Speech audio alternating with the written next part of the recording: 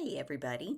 I'm going to go over your list of things to do this week, and I'm also going to discuss something from the syllabus that is very important and that I'm afraid some of you have overlooked.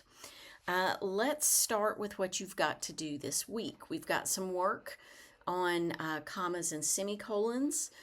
Semicolons are one of the most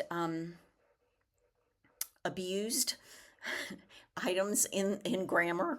I think maybe you could also say that commas are quick behind them in the running as far as um, tripping people up.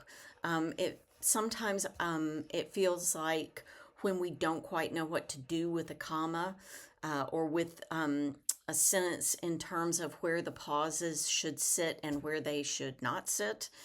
We just kind of randomly throw commas in there and hope that they stick in the right place.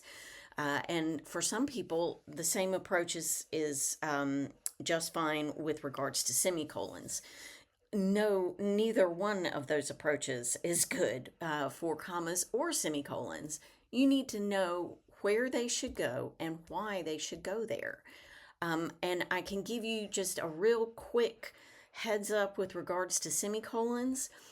Both things, meaning both pieces of text on each side of the semicolon, need to be able to function as sentences, standalone complete sentences. If they are not complete sentences, then they should not be separated by a semicolon. They need something else, possibly this, or possibly they need revision. I think that, well, for me anyway, once I learned that part of it, semicolons stopped being so difficult. I had a real issue with semicolons, and it wasn't until I started seeing the semicolon itself as kind of I guess basically a teeter-totter, for want of a better term, where it needs to balance, the text that you write on each side of that semicolon, they both need to be strong enough so that it balances and it doesn't come down more on one side than the other. Once I learned that, they became a lot easier. That's not to say that commas and semicolons are necessarily easy, but you do kind of need to get a handle on them. You also need to complete the discussion board as relates to these student essays right here. And all of these items are found over here. Where you can submit your work and also where you can, follow the links and that sort of thing. Here's where the student essays live. And that's the work that you've got for this week. Keeping in mind that you also should be revising, editing, proofreading, and then submitting the final draft for the compare contrast essay.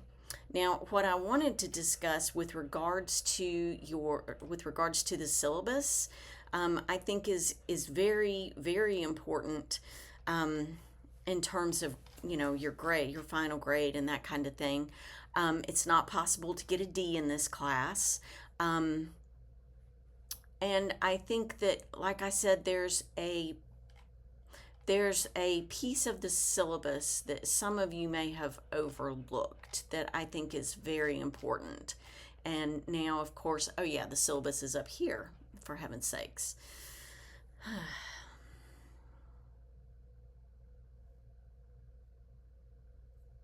Okay, let's take a look at the information about grading.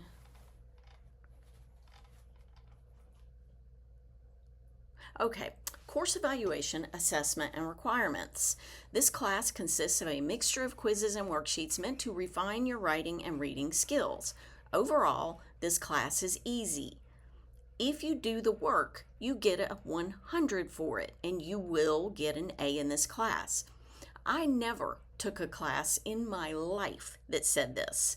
You are really shooting yourself in the foot if you don't do the work and turn it in on time, because this goes on to say it does not matter how well you do the work so long as you make an honest effort at doing so. Basically, you are guaranteed an A if you turn the work in. If you turn the work in on time, you will not fail this class. You will get an A. And I have seen there's a number of blanks in the grade book from the first few weeks of class, and I find that very disheartening because this is kind of a gift, and it is really great to have that opportunity to be able to work on making a skill better, like writing, but then also to have the opportunity to kind of pump up your grade in the process. So please do focus some attention on due dates and that sort of thing, and get your work turned in on time, because once that opportunity closes, it's done. So please, for heaven's sakes, do the work, make an honest effort to do the work, get it turned in on time, and you will find yourself with an A on your transcript. What a wonderful life we live. I hope that your week is really good, and please email me if you have any issues with any of the work you're trying to complete in this class or the 111 class.